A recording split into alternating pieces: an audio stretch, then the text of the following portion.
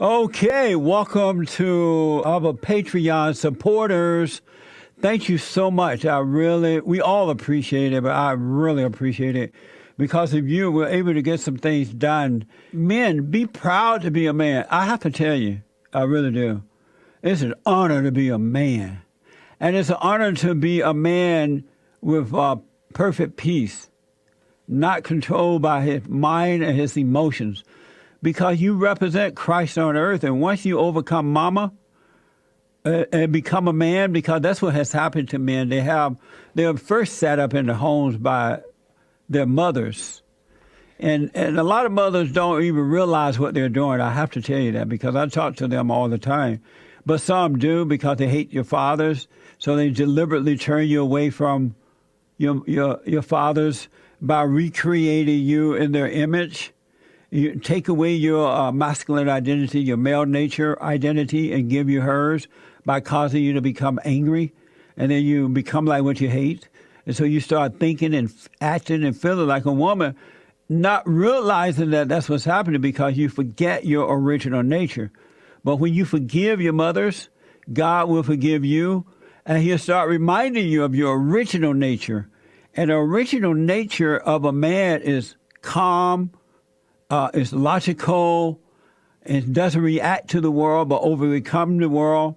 And when you get married, then your wife and your children become like the Father who is like Jesus, who is like God. That's how that order is. And so you're glad to be a man, and it's not hard being a man at all. You hear people say, oh, it's so hard for men to be men. No, it's not. It's hard for those men who are a woman, created in the image of their mothers, and they don't know what it is to be a man.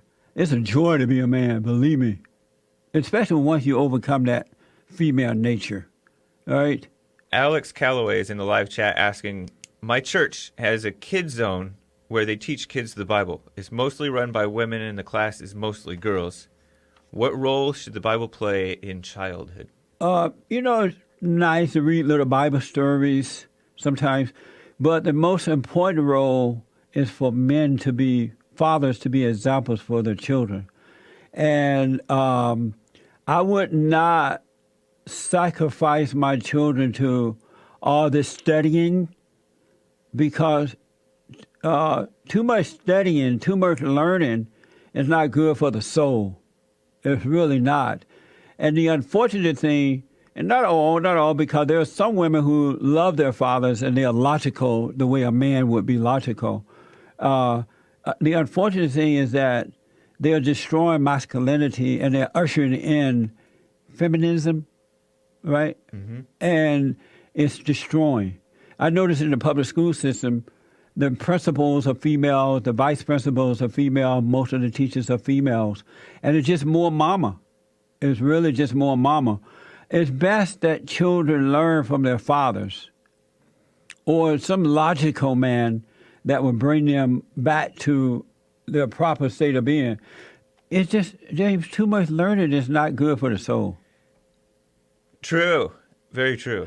We have within us, that most people don't realize, a teacher within.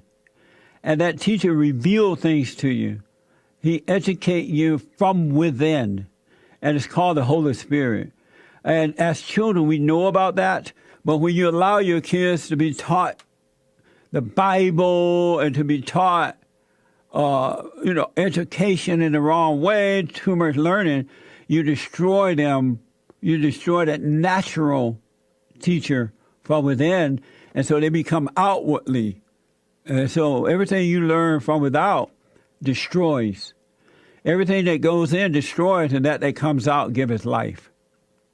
So I don't know. I wouldn't sacrifice my children to that. Just look at some of the adults who are into the Bible and have learned the Bible. They have no peace. Their children's lives are messed up. Relationships are not working. They're insecure. They have doubt. They have worry. They have fear. I would be careful with that. I wouldn't recommend it.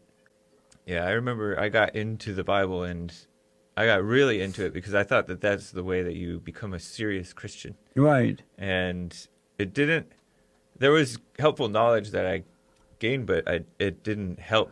Because and then I got into just hopelessness. Yep. It's too much. I can easily say too much because that's so black. But too much learning is not good for the soul. The letters killeth. I didn't catch what was black about that. Too much. Oh. It sounded fine to me. Oh, okay. Yeah. It's not good. It's not good. That's why another reason that the world is going to hell in a handbasket, because the intellectuals are taking over and they're leading in darkness and they're destroying because they have no insight. Absolutely no insight. So that's why. Yeah. And it sucks you in, especially whites, it seems like, but it sucks you in when you're into education and knowledge. The and knowledge of researching and good, stuff. the knowledge of good and evil is evil. Mm-hmm. I noticed that people and I counsel with truckloads of men and women around the world, really, who graduated from different universities, and they're like totally messed up emotionally and mentally. Yeah. Look at Barack Obama. Look at our leaders. They laugh at President Trump, the great white hope, because he's not all proper and prim and educated. He's not into that. So refreshing. Actually. Yeah. And he's so powerful because the power in him is coming out of him. He relies on that rather than the worldly knowledge. Okay? All right, I have an email. Please stop putting down and making false generalizations. Why do you blame the anger in the black community on the black woman? Don't you think that is very sexist and oppressive standpoint? To use the black woman as a scapegoat for all the problems and disparities in the black community. That's from Karen Wallace. I'm not blaming anyone, but there's a cause and effect for everything. There's a reason for everything. And reality is that our battle is a spiritual battle. We are spirits, and we're subject to other spirits. And in the black homes, black mothers are running their homes, and they have been for the last 60 years or so, and they're doing it with anger. They're angry at their mothers who have turned them away from their fathers, and they're yearning for their fathers. And then they're angry at the no-good black men that they run into, and they're taking that anger out on their children by being impatient, by, in some cases, turning them against their fathers and causing the kids to identify with them and making the kids become angry. And once the kids become angry, they become like their mothers, and it goes on from generation to generation until someone says, hey, you need to stop and forgive so that you can stop this mess with the next generation. And it's the job of the father to stop that, but the fathers are already weak. So it's not blaming the woman. It's talking about where the fall is coming from, and it does start with the black woman. And a lot of black women have heard this now, and they have apologized. They have forgiven their mothers because they didn't know that they were doing that. So it is her fault. And it's the man's fault for allowing it to happen. But if he's already been screwed up in childhood and doesn't understand why he's the way he is, he can't stop something that he doesn't understand. So that's why we're doing that. And good black women, they hear this and they really, oh my God, that did happen to me, and that did happen. I did do that to my children. And once you realize it and you forgive, you overcome it and you become you.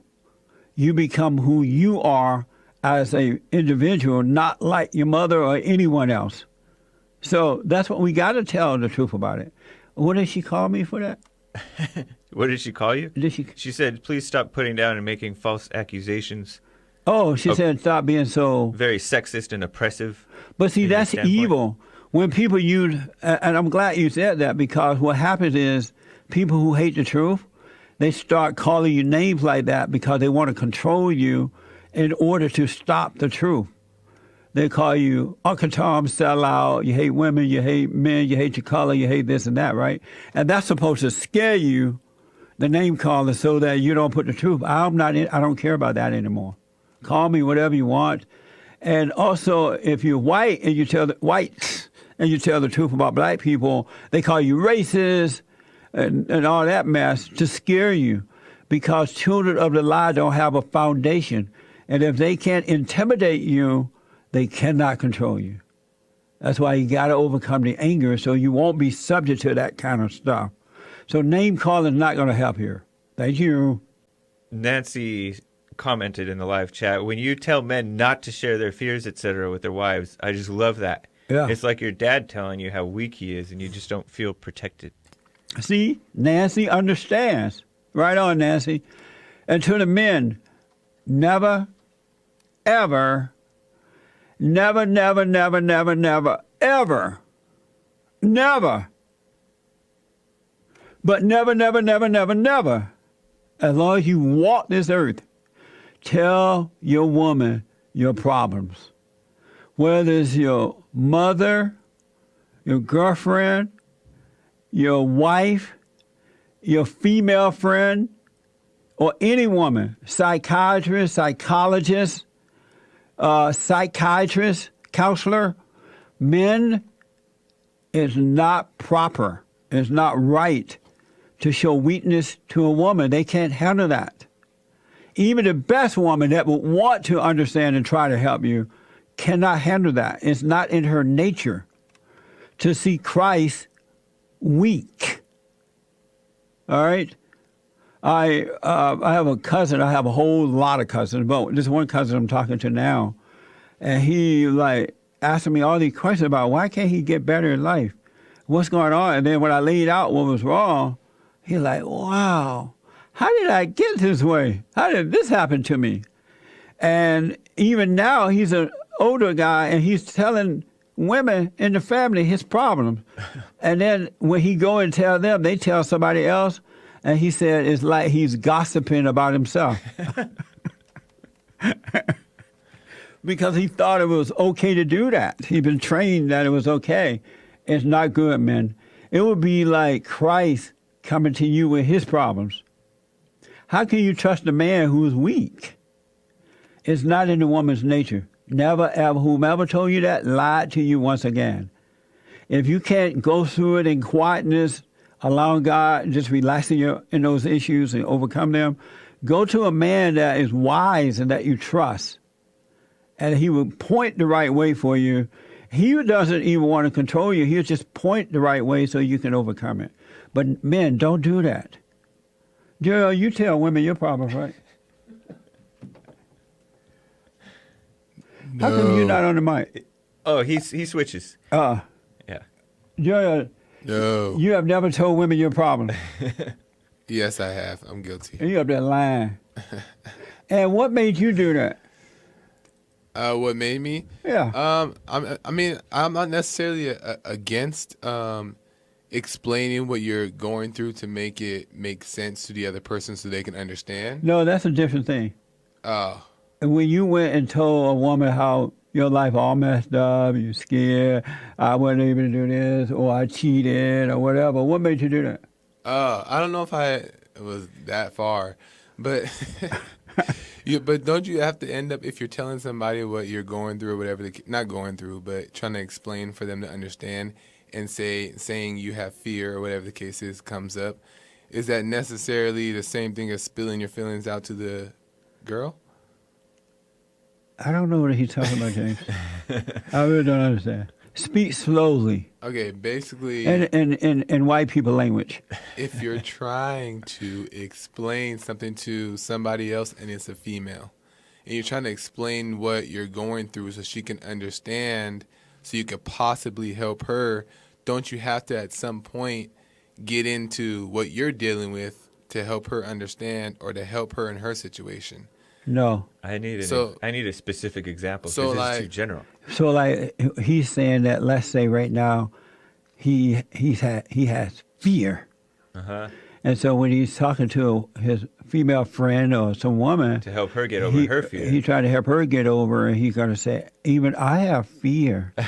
I'm afraid of this, afraid of that. How are you going to help somebody if you have not overcome anyway? Well, I mean, Good point. But That's it's the not blind leading the blind. Right. But If you have fear, you're telling her you have fear, she's going to be thinking, how in the world are you going to help me and you got just fear? because you have- You can't tell me how to overcome something you have not overcome. But you don't. Sometimes you don't say it in the case to tell them how to overcome it, but you. Well, what's tell the purpose them of that telling them then? You understand what the situation that they're dealing with. Because you No, you guys don't do both that. can That's understand. woman-like. You're like, child, I know what you mean. I'm going through that too. So, so if you haven't overcome, don't even help nobody. Don't even tell nothing to anybody. Right. How you going to help them if you're going through it too? So just don't help. You at just all. have two pitiful people feeling sorry for one another. I don't know if I fully on board with what you're saying. So if you are down and out, how are you going to tell another down and out person how to overcome it? I mean, you guys don't just sit there and just tell your sob stories about how you're down. That's and all out. you're doing? No, you're not. I mean, you just try to see, like, I mean, You give some be like, I encouragement. know what you mean. I'm going through the same thing, so I'm encouraging you to hold on to your fear till the Lord come. No, but I mean, you still have it, but you still like know some things that you can do to help point in a better direction, at least. But you don't even know the better direction. You don't know that But, I mean, direction it's not works like- until you've overcome. Right, you don't know if it works, but it's not like you don't know nothing just because you have fear, is what I'm saying. You know a little bit of something. It's not like you don't know no truth because you haven't overcome. I don't know what you mean. I mean, it seems like I'm sorry I asked you. I thought you were a better witness. whatever. Well, thanks for trying. We have some new I'm interview sorry, folks. suggestions. I'm trying to help my people. Whatever. Question. So many experts on life and success. If these experts have figured it out, how come the world is lost and blind? Someone just asked that question. You're right about that. They haven't figured out. So, Joel, this is to you, too. If you have not overcome, how can you tell someone else? If you don't know how to swim, how are you going to tell someone else how to swim? Well, it's basically like you're saying, You going to tell them get in the water and just hope and pray? but it's like you're saying, if you haven't overcome anything, you don't know anything. It's like you still know some things. You may not know what it's like on the other side, but you know how to point to somebody. Like, just like, for example, you know, I haven't overcome and truly know God, but at the same time, you could tell somebody God is good. But you don't know God is good. I know, but you know that you still have glimpses of things, of experiences and things that you've done that you can realize, like, oh, wow, God is good. Or whatever the case is. People have those experiences. I haven't must be from fully the black overcome. churches, huh? No. I haven't overcome, but I've had experience like, oh, I can see where God's helping me here. So you could tell somebody that, boom. Right, but you don't need to tell them your weakness, though. They're not going to hear you out. But it's the same kind They'll of just example. start feeling sorry for you. All right, we'll come back to you. You Yes. need more help. It's like going to these churches where the preachers are just preaching at you, and you're not getting any help. You're just getting more knowledge, and it's just making you worse. It's blind leading the blind. But Joel, we'll help you. I think you mean well. Yeah. Dealing with racist blacks. Dear Jesse, what is the best way to deal with an overly aggressive young black man who is staring you down because he hates white males? Should I stare back at him and not show any fear? Should I ignore him and look away? This is an email from Daniel Stephen Wells. That's a really good question, too. You know, you have to determine the situation while it is happening, because some of these guys, they're so possessed with anger, the spirit of anger, and some of them are on medication, and some of them are on other types of drugs and stuff, so they kind of lost their minds. And so if they're staring at you and you stare back, you might feed into that evil and end up in a situation that you don't want to be in and don't need to be in. And so you have to determine the situation, get a feel of the moment. And the best thing to do is just be you and move on. Don't play with evil in that way. And so if they're staring at you, you just be yourself, but be aware of this person because they can do some crazy stuff, and just don't feed into it. Because they may need you to feed into it, and that evil would talk to them even more so and cause them to attack you or something in an unnecessary fashion. So assess the moment, but don't try to prove anything to them. Don't play tough. Just make sure you don't have any anger toward anyone, and you can see the way to deal with it. It's a tough situation. I've seen blacks do that too.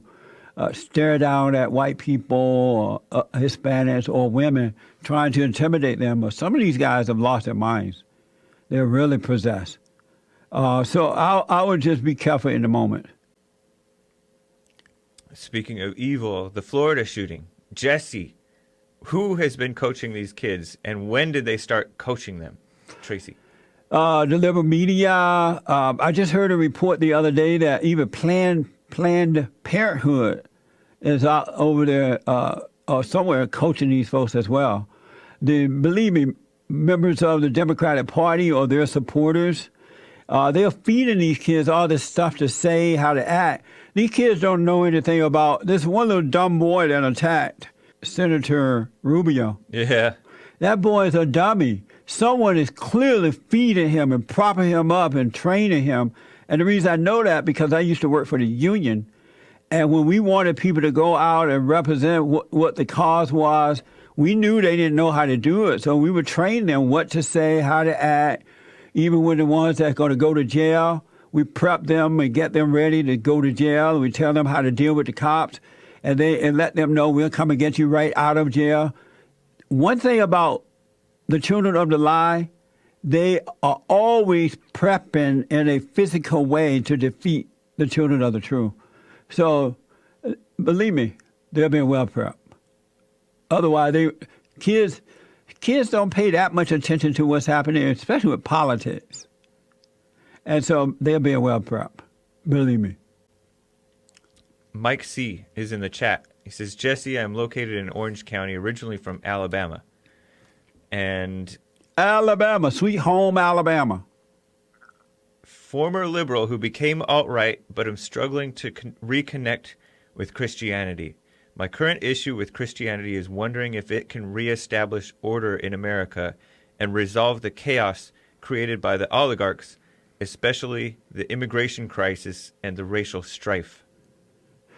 The one thing for sure, number one, don't judge Christianity based on the people of the religion. Believe me, don't. Because a whole lot of Christians are not representing Christianity at all. Not one iota. They are that in namesake, but not in heart. They have not been born again. So you can't measure Christianity based on the Christians.